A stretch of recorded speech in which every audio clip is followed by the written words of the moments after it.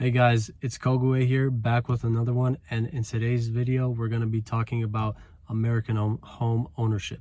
American home ownership used to be a symbol of success, stability, and adulthood, and many Americans still believe that it is the American dream, but honestly it doesn't match that ideal. And you know what, I kind of have to agree with that sentiment, because just a lot of people are not buying homes. They're either renting, or they're living with their parents, or whatever else it may be, right? I feel that my wife and I are pretty fortunate and lucky that we're able to build this house that we're building, and honestly it feels like a dream still. I remember when I was back in high school, I always thought, like, yeah, when I grow up, when I get older, I'm going to be able to buy a house. I'm going to be able to, start a family, all kinds of things. The white picket fence story, the standard American story, right? And for a lot of people, I don't think that could be the case. Let me give you guys an example of what I actually mean, right? So in 2000, the average price of a home was $120,000. Now, what's the average price of a home? $400,000. I mean, the median home price has outpaced wage growth, for many Americans, and I don't think many Americans can afford a $400,000 home on their own. Now, if you have a spouse, it may be possible, but even with the spouse next to your side, it's kind of hard to do, just because, the interest rates are really, really high. Since 2023 to 2025, interest rates have just shot up, and it doesn't look good, but hopefully it goes back down, right? At least here in the Midwest where I am. And mortgages can be tough. You have to be financially disciplined to pay your mortgage on time every month, or either give a higher down payment, or you just have to be really, really financially disciplined with your money, because it's tough. Because if you miss a payment, you could be out of your house, and I know that people don't want to be out of their homes, but that's why it's crucial to pay your mortgage on time, and so you don't get kicked out of your house. Even if you qualify for a home, the interest rate could add over hundreds of thousands of dollars over the span of 30 years. And I'm not sure, and I don't know if a lot of young Americans, or Americans in general, understand that or realize that, right?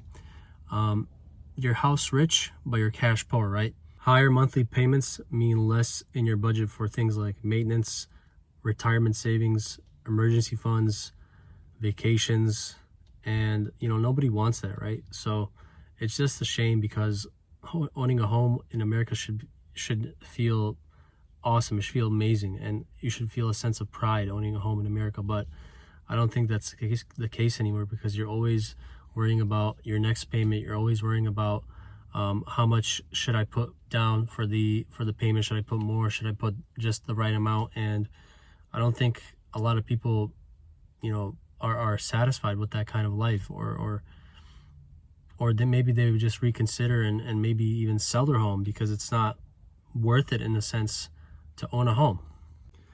In the first 5 to 10 years of paying off your home, most of the payment goes to the interest and not the loan principal, which is just insane. You're not even paying for the home, you're paying for your interest rate. And it feels like a robbery, right? It feels like a robbery, not just to me, but I'm sure it feels like a robbery to a lot of other people that are living in this country.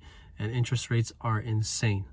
I know that, and hopefully it falls down in the next year or two, and it gets better, but I don't know, we'll see.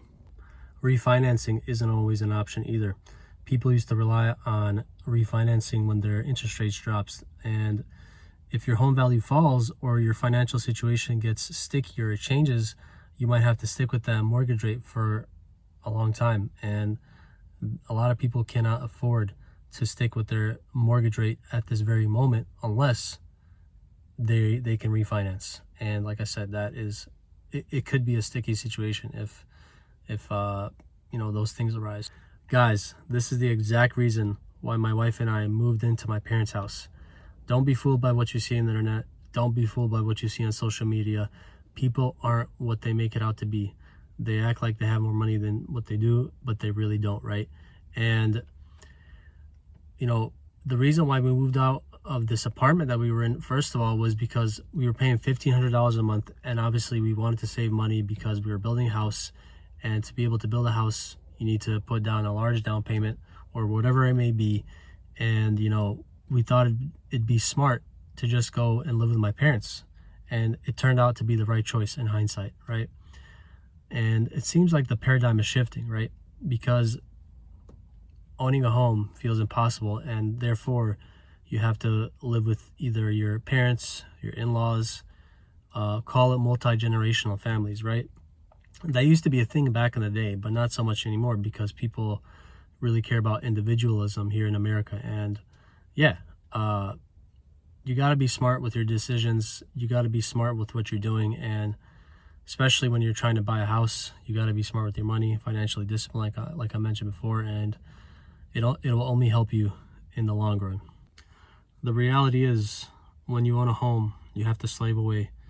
You really have to work hard, and you have to be so focused to pay that house off, you know, in a timely fashion, if that's what you really want. And I don't know if a lot of people have what it takes. You know, maybe they do, maybe they don't, maybe I'm doubting, but it's becoming increasingly harder to own a home because of the wages, because of people's lifestyles, the spending habits. All those things play a factor of when of when you're trying to buy a home. And it doesn't seem like it's getting any easier, because corporations are greedy. Corporations don't want to pay their workers, and that's a problem. That's a problem because you have to wait longer to buy a home if that's what you want, and waiting longer for a lot of people is not an option. They want it now, because right now is a thing a lot of people want to do, instant gratification, right? And yeah, I don't know if that's going to happen here, because your jobs are paying you what they're paying you, and they don't want to pay you more, or they're waiting to pay you more. It's going to make it harder for you to pay that house off. It's going to make it harder for you to take a vacation. It's going to make it harder for you to have a budget of what you want to do in your life going forward, right? It's not a game. This is reality. And for a lot of people, this is what they go through on a daily basis, and it sucks, because I want everybody to win, but in reality that is not the case. So hopefully you guys enjoyed this video. If you did, hit that like button and subscribe to the channel if you're new. This was a video that was on my mind, and I've been wanting to make it for a while. So yeah, see you guys next time. Peace.